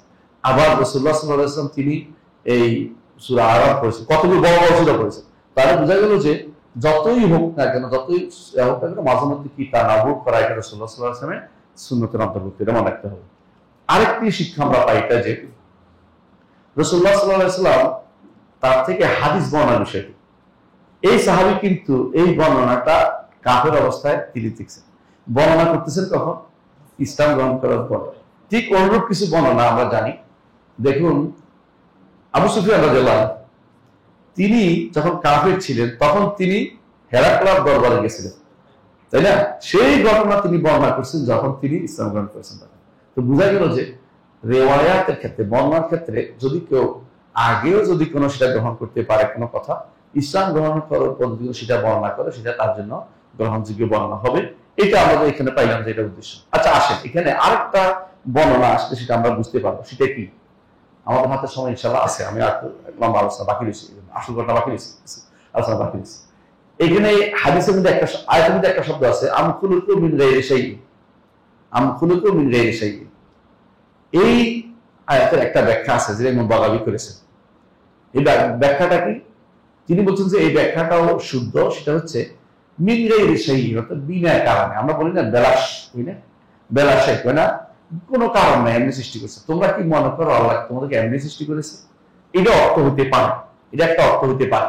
এটা অর্থ হলে সুবিধা আছে একটা, এটা অর্থ শুধু হচ্ছে এটা ওয়া মা খালাকতুল জিন্না ওয়াল ইনসা ইল্লা লিয়াবুদুন, আল্লাহ তোমাদেরকে শুধু শুধু সৃষ্টি করেন নাই, ইবাদতের জন্য সৃষ্টি করেছেন। তাহলে ব্যাখ্যাটা এক আয়াতে আরেক আয়াতের ব্যাখ্যা দিচ্ছে, বুঝলেন কথাটা? এক এটা কি, আল্লাহ তোমাকে বিনা কারণে সৃষ্টি করেন নাই, বেহুদা সৃষ্টি করেন নাই। আফা হাসিবতুম আন্নামা খালাকনাকুম আবাতান ওয়া আন্নাকুম ইলাইনা লা তুরজাউন, তোমরা কি মনে করছো তোমাদেরকে আবাস এমনি সৃষ্টি করেছি, আমার কাছে ফিরে আসতে হবে না? আবার অন্য আয়াতে আল্লাহ তাআলা কি বলেছেন যে আরেকটা আয়াত আছে আমার মনে হয়, যেখানে বলা হচ্ছে যে আইয়ুতরাকা সুদা আলাম ইয়াকু আয়াসুল ইনসান আইয়ুতরাকা সুদা, মানুষ কি মনে করে থাকে এমনি ছেড়ে দিবে? সে তো কি ছিল, সেখান থেকে আল্লাহ তাকে সৃষ্টি করেছে। এমনি ছেড়ে দেওয়ার জন্য না, সৃষ্টি তো করেছি, আর একটু অতিরিক্ত প্রভাব এই সাব্যস্ত করে যে এমনি এমনি সৃষ্টি করি নাই, বরং সৃষ্টি করা হয়েছে একমাত্র আমার ইবাদতের জন্য। সুতরাং এই আয়াতে উভয় দিক থেকে রুবুবিয়ত যেমন সাব্যস্ত করছে, আমাদের জন্য উলুহিয়ত সাব্যস্ত করতেছে। সুতরাং এই আয়াতে হাদিসে আনার পরে আমাদের জন্য রুবুবিয়ত উলুহিয়ত উভয়টাকে আমাদের জন্য সাব্যস্ত করে দিচ্ছে। এই জিনিসটা খুবই গুরুত্বপূর্ণ। একজন মানুষ এটা এই জন্য আয়াতগুলো নিয়ে গবেষণা করলে আরো অনেক কিছু সে বের করে নিয়ে আসতে পারবে। আমি শুধুমাত্র কয়েকটা জিনিস এখানে বলবো। এক নম্বর হচ্ছে, হয়তো অনেকে বলতে পারেন যে আপনি যে এটুকু বলছেন এটুকু অনেকের নাস্তিকের পেট ভরে না, নাস্তিকের মন ভরে না। তো আপনি আস্তিকের উপর, আস্তিকতার উপর দলিল দিই। আমাদের সমাজে এখন আস্তিকতার উপর দলিল দেওয়ার জন্য ডক্সিকের বই অনেক হয়ে গেছে। ডক্সিকেল বুঝেন তো? হ্যাঁ, যৌক্তিক যৌক্তিক যুক্তিবাদী বই, প্যারাডক্সিক্যাল সাজিক, প্যারাডক্সিক্যাল বাজিক, প্যারাডক্সিক্যাল মজিক, দুনিয়া ভর্তি, বুঝেন না? হ্যাঁ, আরো অনেকেই লিখতেছে, অনবরত লিখতে যাচ্ছে। অনেকে মনে করে এগুলি দিয়ে বুঝি, হ্যাঁ এগুলি দিলে বুঝো এরা ইমান আনবে, বিশ্বাস করে। এগুলি অনেক সময় তার সন্দেহ বাড়িয়ে দেয়। কারণ আপনি যত যুক্তি দিবেন সে তত যুক্তি দিবে। যুক্তি কোনদিন মানুষকে হেদায়েতের পথে দিতে পারে না আল্লাহ যদি হেদায়েত না দেয়। যুক্তির উপর পাল্টা যুক্তি ছেড়ে কেউ হাঁটতে চায় না। এই জন্য আল্লাহর দেয়া পদ্ধতিতে ফিরে আসতে হবে, যে মানুষদেরকে যদি কোনো আস্তিক বানাতে হয়, আমি জানি, আমি আবারও বলছি, আস্তিক বানানোই আমাদের উদ্দেশ্য না। কারণ মানুষ আস্তিক হলে ইমানদার হয় না। ইমানদার হতে হলে আস্তিক হওয়ার পরে 2 নম্বর কাজ আল্লাহর নাম ও গুণের স্বীকৃতি দেওয়া, 3 নম্বর কাজ একমাত্র আল্লাহর ইবাদত করতে হয়। 3 জিনিস না হলে ইমানদার হয় না। বুঝলেন কিনা? আল্লাহ আমার খালেক, মালিক, মুদাব্বির মানলাম, আল্লাহ আমার স্রষ্টা, তিনি মালিক, তিনি পরিচালক, এটা ইমানদার হয়ে গেছে না। এরপর আল্লাহর নাম গুণ সব মানতে হবে, এরপর আল্লাহর একমাত্র ইবাদত করতে হবে। 3 জিনিস পূর্ণ না হলে আপনার ইমান আসে নাই। সুতরাং কেউ এর আস্তিক বানিয়ে ছেড়ে দিলেন, আমার ইমানের কি লাভ হলো? ইমানদার হয়নি। তারপরেও যেহেতু বিতর্কের জন্য তারা যেহেতু যায়, আমরা কোরআন ভিত্তিক, হাদিস ভিত্তিক কয়েকটা জিনিস দিব, একজন মানুষকে আস্তিক বানানোর কয়েকটা পদ্ধতি, কোরআনিক পদ্ধতি, হাদিসি পদ্ধতি আমরা আবিষ্কার করব, বলবো ইনশাআল্লাহ। এক নম্বর হচ্ছে আদিল্লাহ ফিতরিয়া, ফিতর, অর্থাৎ আপনার স্বভাবজাত। আল্লাহ তাআলা আপনাকে যখন দুনিয়াতে পাঠিয়েছেন, তখন আপনার ভিতরে ঈমান আনার মতো একটা প্রবণতা দিয়ে দিয়েছে, ঝোঁক দিয়ে দিয়েছে। এটা না বলে ফিতরাত, এটা বলে ফিতরাত। আল্লাহ কোরআনে বলেছেন ফিতরাতাল্লাহিল্লাতী ফাতারান নাস আলাইহা লা তাবদীলা লিখালকিল্লাহ। আল্লাহ ফিতরাত, যার উপর আল্লাহ সৃষ্টি করেছেন, এটাকে তোমরা পরিবর্তন করিও না। পরিবর্তন কে করে? শয়তান করে। আর কি করে? বন্ধু বান্ধব করে। আর কি করে? পিতা মাতা করে। আর কে করে? সমাজ করে। আর কে করে? শিক্ষা ব্যবস্থা করে। বুঝলেন এই কথাটা? তাহলে কারা পরিবর্তন করে? আল্লাহ যে নিষেধ করেছে, আল্লাহ যে ফিতরাত দিয়েছেন, এটা থাকলে ঈমান আনতো, এইটা থাকলে ঈমান আনতো। এই জন্য ফিতরাতের উপর যারা থাকে, তাদের উপর কোরআন তিলাওয়াত করলে কাঁদতে থাকে। ওই যে সামউ মা উনজিলা ইলা রাসূল তারা আরজুনাহুম তাফিদু মিনাদ দাম মিম্মা আরাফু মিন হক। এজন্য প্রথম দলিল হচ্ছে ফিতরাতের দলিল, যে আল্লাহর জন্য, আল্লাহর অস্তিত্বে আমরা দলিল দেওয়ার দরকার নাই, আল্লাহ অস্তিত্বটা দিয়েই দিয়েছেন অন্তরের ভিতরে। এইটার একটা হাদিস আগামী ক্লাসে আসবে। আজকে শুধু এটা সম্পর্কে একটা জিনিস জানাতে চাই, সেটা হচ্ছে যে আয়াতটি, এই ফিতরাতের দলিল আর আয়াত আছে, যে আপনারা আহাদে আলাস্তু বলেন, আলাস্তু বিরাব্বিকুম ক্বালু বালা আছেন, ক্বালু বালা, আমি কি তোমাদের রব নই? ক্বালু বালা, অবশ্যই তারা বলছে অবশ্যই আপনি আমার রব। ইবনে তাইমিয়া, ইবনে কাইয়িম, ইবনে কাসির এবং ইমাম ইবনে আবুল আল হানাফি সহ বিখ্যাত আলেমরা এই কথাটাই বলেন যে এটা ছিল হালি লা মাকান, অর্থাৎ তার অবস্থা তাদের মেনে নেওয়ার ছিল, যে তারা এর বাইরে যাওয়ার কোনো ক্ষমতা নেই। তাদেরকে বের করে এটা অন্তরের ভিতরে ফিতরাতটা দিয়ে আল্লাহ তাআলা আবার তাদেরকে ভেনিশ করে দিয়েছেন, কার থেকে বের করছিল? আদমের পিঠ থেকে বের করে। এই কথাটা তাদের মুখ থেকে, তাদের তো সেরকম জীবন দেন নাই যে আবার তাদেরকে এই কথাটা বলুন। এটাই হচ্ছে তারা বিশুদ্ধ মনে করেন ওনারা। আরেকটা মত থাকতে পারে, কিন্তু আমি তো বলছি ফিতরাতের দলিল হিসেবে উল্লেখ করতেছি। আরেকটা মতও আমি অস্বীকার করছি না, কিন্তু ফিতরাতের দলিল হিসেবে এটা যে আল্লাহ তাআলা মানুষের অন্তরের ভিতরে ফিতরাত দিয়ে দিয়েছেন। রাসূলুল্লাহ সাল্লাল্লাহু আলাইহি ওয়াসাল্লাম হাদিসে আসছে, ইন্নী খালাকতু ইবাদি হুনাফা কুল্লি, হাদিসে কুদসি এটা, আমি আমার বান্দাদেরকে সবচেয়ে হানিফ হিসেবে সৃষ্টি করেছি, অর্থাৎ তাদের অন্তরের ভিতরে ঈমান আনার মতো প্রবণতা দিয়ে দিয়েছি, ঝোঁক দিয়ে দিয়েছি।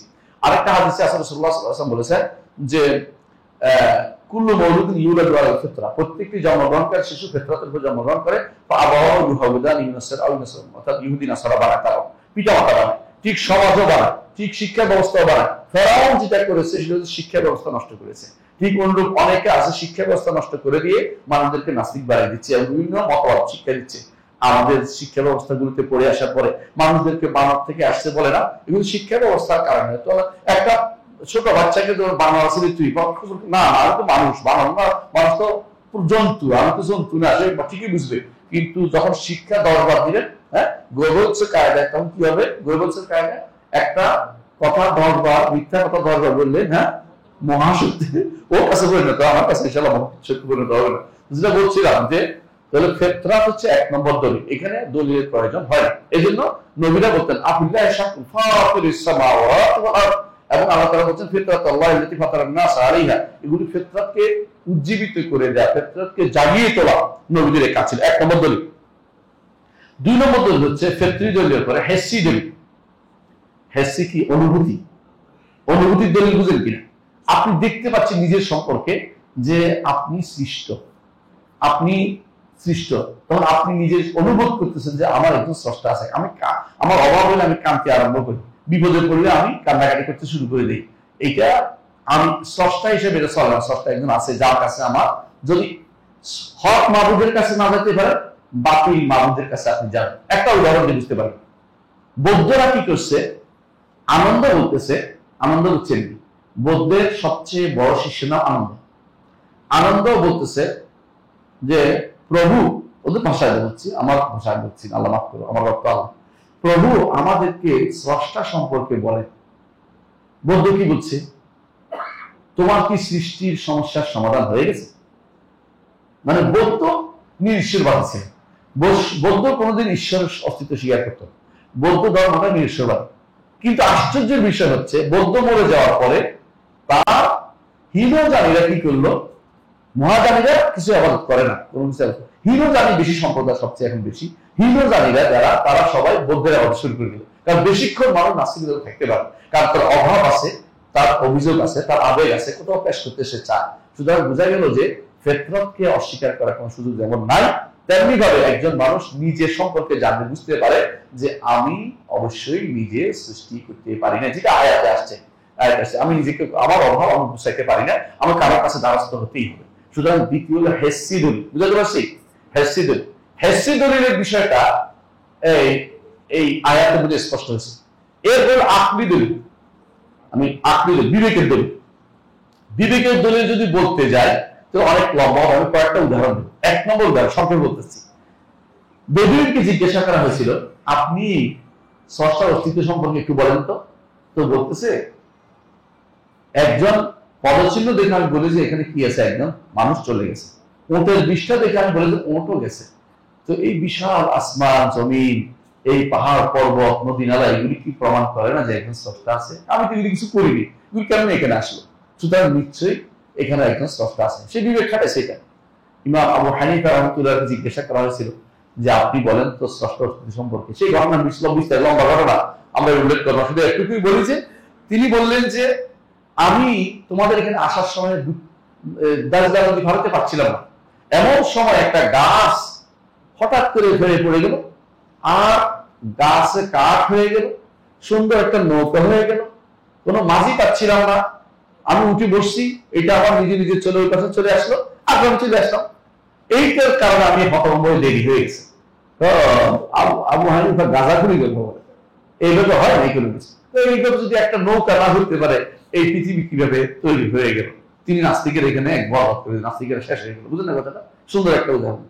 ইমাম মালিক রাহমাতুল্লাহ আলাইহিকে জিজ্ঞাসা করা হয়েছে যে আল্লাহর অস্তিত্ব সম্পর্কে কিছু বলেন। তিনি বলছেন যে একটা সুন্দর জিনিস বলি তোমাকে, একটা গাছ থেকে যদি ছাগলে খায় তো কি বের হয়? হ্যাঁ, ছাগলের বটি কিছু বের হয় না, কিন্তু পোকা খাইলে রেশম পোকা, রেশম পাতা বের হয়। আবার যদি কোনো হরিণে খায়, মৃগ নাবি সুগন্ধি বের হয়। তাহলে বোঝা গেল একটা গাছ থেকে এত প্রক্রিয়া কে করে দিল, তুমি আমাকে বলো, যদি এখানে কোনো কারসাজি না থাকে। তারপর আরেকজন ইমাম শাফিঈকে বলা হয়েছে, আপনি কিভাবে অস্তিত্ব স্বীকার করেন? বলছে বিফাসকিল আযায়, কারণ আমি চাই ছেলে হোক, হয়ে যায় মেয়ে। তোর বাবা চায় একটা মেয়ে যদি হইতো, কিন্তু ছেলেই হতে থাকে, মেয়ে আর হয়। বোঝা গেল আমার ইচ্ছা কাজ করে না, এখানে অন্য একজনের ইচ্ছা কাজ করছে। ইচ্ছা করলেও আমি সবকিছু করতে পারি না। ইমাম আহমদ ইবনে হাম্বলকে জিজ্ঞাসা, আপনি একটু আল্লাহর অস্তিত্ব সম্পর্কে বলেন। আমি একদিন ইমাম করতে গেলে আবার যাবে, বলবো না, শুধু এটা বলে শেষ করবো। ইমাম আহমদ ইবনে আল্লাহর অস্তিত্ব সম্পর্কে কিছু বলেন। বলছে যে শোনেন, একই গাছে দুইটা গাছ হয়, একই রকমের গাছ দুইটা রকম করে, একটাতে ফল হয়, একটাতে হয় না। আবার কখনো একটাতে টক হয়, একটাতে মিষ্টি হয়। আপনি এদের কি দিয়ে বিচার করবেন, আপনি আমাকে বলেন। এই খেজুরের কথাই বলেছেন তিনি, যে খেজুর দেখবেন যে একই গাছে হচ্ছে, একই মাটিতে হচ্ছে, কিন্তু একটার এক এক ধরন, কোনটা সেনোয়ান, কোনটা গাইরে সেনোয়ান উল্লেখ করছেন তিনি। এটা তিনিও বুঝাইলেন যে আল্লাহর অস্তিত্ব প্রমাণের জন্য বিভিন্ন আকলি দলিলগুলি যথেষ্ট। আলহামদুলিল্লাহ। আর একটা দলিল যেটা আমাদের দিতে হয়, সেটা কি? আকলি দলিল গেল, হেসি দলিল গেল, ফিতরি দলিল গেল। এবারে হচ্ছে আল্লাহ কোরআন ভিত্তিক নসি, অর্থাৎ এটাকে বলা হয় আয়াত শারঈ দলিল। শারঈ দলিলের মধ্যে আমরা এতক্ষণ ধরে শোনা যাচ্ছে না?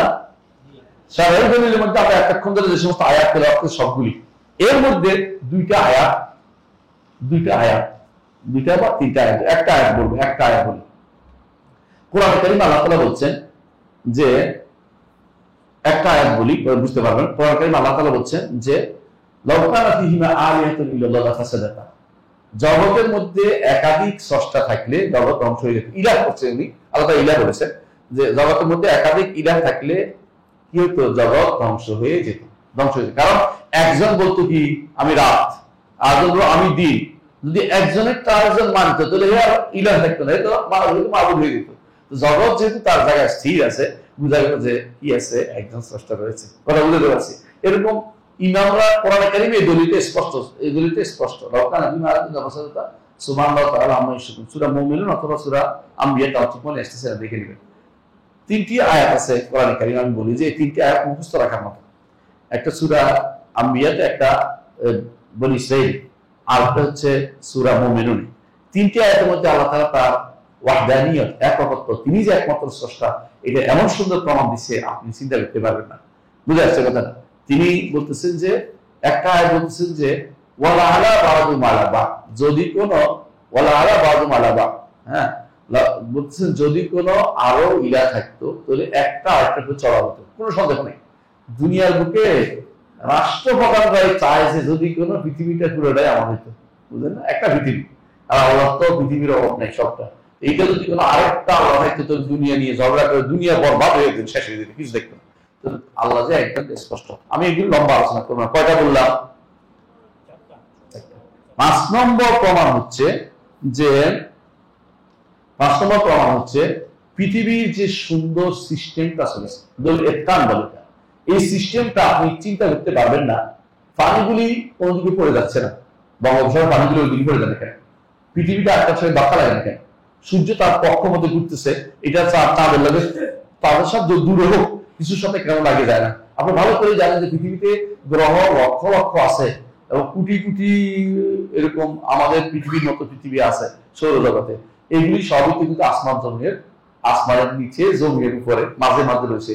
এইগুলি যে তার কক্ষপথে কুল্লুন ফি ফালাকিন ইয়াসবাহুন সুন্দর করে ঘুরছে চলছে, ইতকান দলিল ইতকান, যথাযথভাবে সোনা আল্লাহিল্লাযী আতকানা কুল্লা শাইইন খাবীর বিমা তা'মালুন। আল্লাহ বলছে সবকিছু তিনি যথাযথ ইতকানের সাথে, অর্থাৎ মজবুতের সাথে তিনি এগুলো বসাই দিয়েছেন।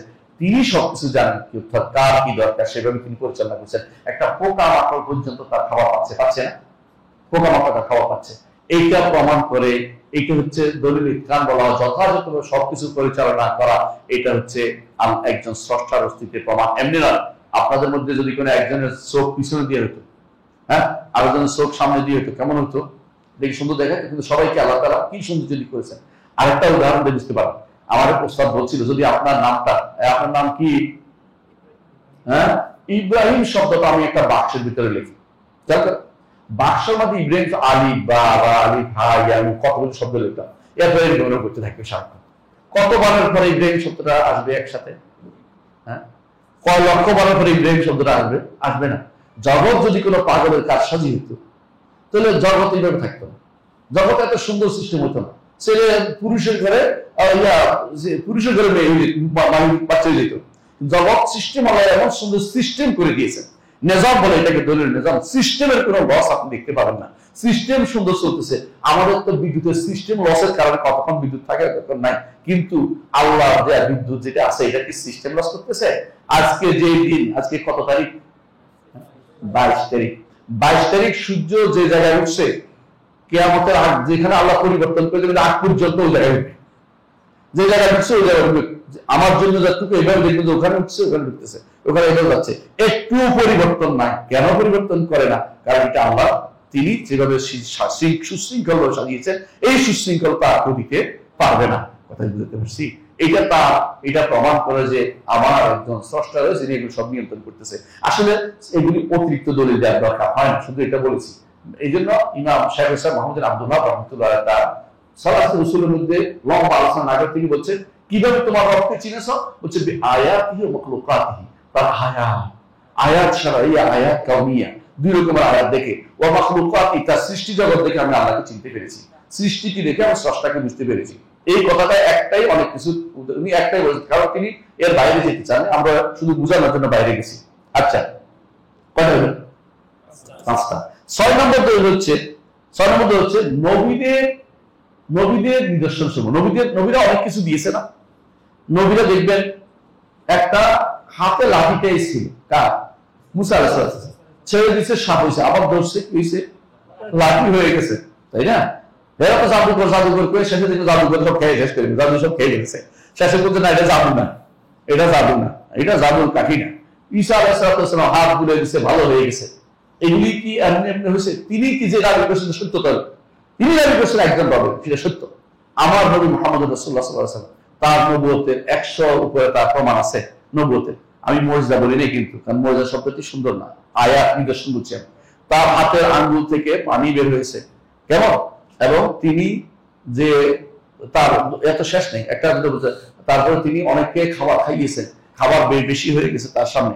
1500 জন একটা ছাগল খাইছে, একটা ছাগল 1500 জন খাইছে, তুই মনে করতে পারেন আপনি? হ্যাঁ, 1500 জন হাতে পানি, এক লোটা পানি দিয়ে 1500 জন অজু গোসল করে পানি খেয়ে শেষ। এটা কি কম করতে পারেন? কোরআন নিজের রাসূল পক্ষ থেকে নিদর্শন, জীবন্ত নিদর্শন রয়ে গেছে, এগুলি সবই প্রমাণ করে কি? নবীদের নিদর্শন সমূহ প্রমাণ করে কি? আল্লাহ তিনি যা বলেন তা সত্য, তিনি বলেছেন, সবাই একমত যে আল্লাহর অস্তিত্ব আছে, এটা সত্য। আর একটা বলবো, আর কয়েকটা ভাব দিতে বলবো। একটা হচ্ছে উম্মতের মধ্যে বেশিরভাগ উম্মত একমত, ইজমাউল উম্মাহ যেটাকে বলা হয়, সমস্ত জাতি একমত যে একজন স্রষ্টা রয়েছে। যারা আমরা একটু আগেও বলেছিলাম, যারা এর বিরোধিতা করে তারা খুবই মুসলিম, খুবই কম, এদের সংখ্যা খুবই কম। এরা এই জন্য কোন জাতি পাওয়া যায় নাই এই পর্যন্ত, পুরোটা নাস্তিক পাওয়া যায় নাই। এর ভিতরে একটা গোষ্ঠী নাস্তিক পাওয়া যেতে পারে, পুরো জাতি কখনো নাস্তিক পাওয়া যায় নাই। আমার কথা শেষ হয়েছে। আচ্ছা, আর একটা হলো বাহ্যিক, আরেকটা হলো যেটা আমরা সাধারণত অনুভব করি, কিন্তু আমরা অনেক সময় এটাকে খেয়াল করি না, এটা বাদ পড়ে গেছে অনুভবের মধ্যে। একটা হচ্ছে দোয়া কবুল। অনেক মানুষ আছে জানে যে শেষ, আর কোনো বাঁচার পথ নেই, কিন্তু দোয়া করতেছে করতেছে, কবুল হচ্ছে। বোঝা গেল যে কোন স্রষ্টা আছে না, দোয়াটা কে কবুল করলো। বুঝাতে পারছি?